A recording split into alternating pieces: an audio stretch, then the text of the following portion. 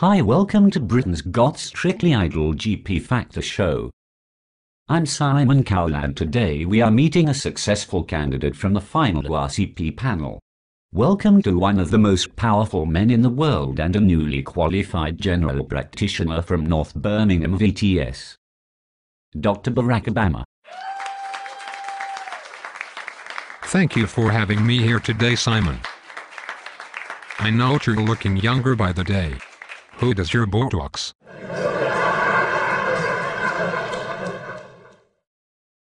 No, it's just my trousers, they high-waisted. So you made it then? You're finally a GP? Wow, lucky us. Yeah, I just did it to show you that Barack's got talent. Nah, really it was a tough year, but I survived. After 3 years of striving, after a year of exams, after a historic mark in assessments and panel meetings, being a GP is no longer an unmet promise. So what's your secret, Dr. Obama? Go on, spill the beans. Let it all out. Pardon me. Well, you said, let it all out, and it's better out than in. Well, in all seriousness, behind every great man is a great woman.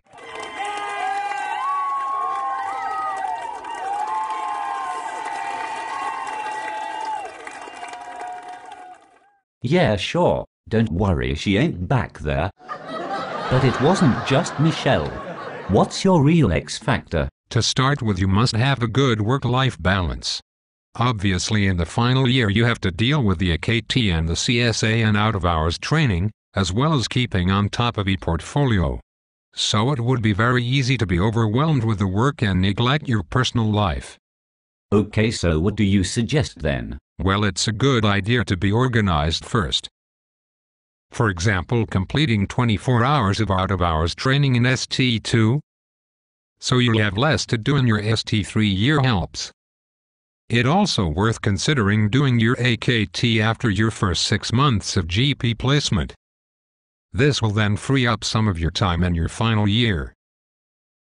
Also, if you're going to do extra exams like the DRCOG or the DCH to boost your CV, then it's best to do these as early as possible. Any tips specifically for the exams then? Well, Simon, I don't know if I can mention this, but for the AKT, one of the best websites is Pass Medicine, which is a bank of questions which has links to the curriculum and useful websites. Giving yourself approximately 3 months to prepare for this and make sure you have got some general practice experience under your belt. For the CSA, don't be tempted to do this too early in your ST3 year, as the best preparation is really to see patients. You also need to be doing 10-minute consultations as soon as possible to help prepare. The case cards from the RCGP are very useful, along with the RCGP course in Croydon. Forming revision groups earlier on is important, as you can gain a lot of useful information and practice regularly. It must be difficult in your final year to look as good as me. No doubt with your pressures you probably let yourself go a bit. So any health tips? The most important thing is to eat well in the morning. In other words, you have a good Barack fast. Any more survival tips? Well, as I said before, work-life balance is important. Fitness to practice isn't just about the GMC. It's important not to neglect yourself, and remember, try to work hard, play hard and party hard. Though really it's a huge learning curve for us junior doctors. A real roller coaster as the reality of professional life starts to unfold.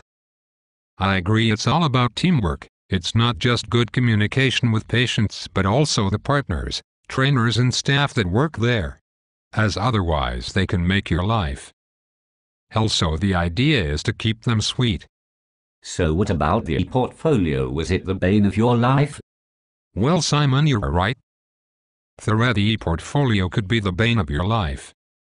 But keeping on top of it is really important. Leaving it to the last minute is not a good idea at all.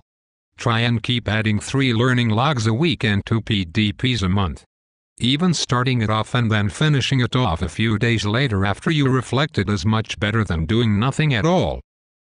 Trust me, it's much easier than adding a ton of learning logs at the last minute. The ARCP panels are much stricter, so it's best to stay under their radar. Sometimes though you can feel like a robot mechanically churning out evidence.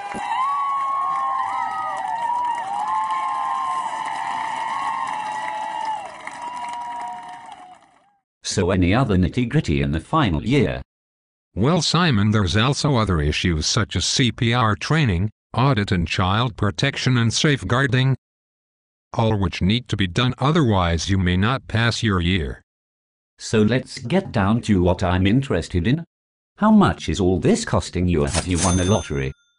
Well, CSA courses can cost £500 with AKT courses slightly less. Booking in advance is important as places go quick. You can try to claim this back via the study budget along with travel expenses. The CSA costs approximately £1,400 and the AKT costs £450. It all adds up. So making sure you're ready is important before applying, but also don't leave it too late so you run out of time. The way things are with cutbacks, you might not get an extension if you haven't passed by the end of the 3 years. Some trainees can fail more than once. Just like Cheryl Cole. But she had domestic issues. So just in case issues do crop up, it is really important to talk to the training program directors early so they can give you extra help and support. Poor old Cheryl Cole. So did you say to the practice manager, show me the money? No. But you need to make sure you're getting the right wages and tax codes when you start. It all sounds quite challenging, so is it worth it? Hell yeah. Overall a lot of work, a lot of effort, but definitely worth it. This may also be the last chance for you to socialize with a peer group similar to your age. Make sure you make the most from the VTS half-day release. It's great for social opportunities, preferably away from medicine.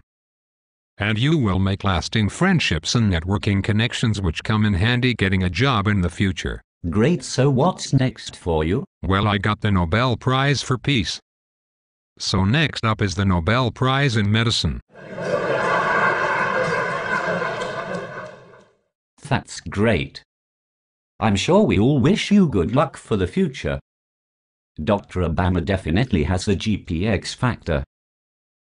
Any final messages for the viewers and next generation of GPs? If you feel this is all like a mountain to climb, just remember, yes we can. So it's time to finally log out. So live long and prosper.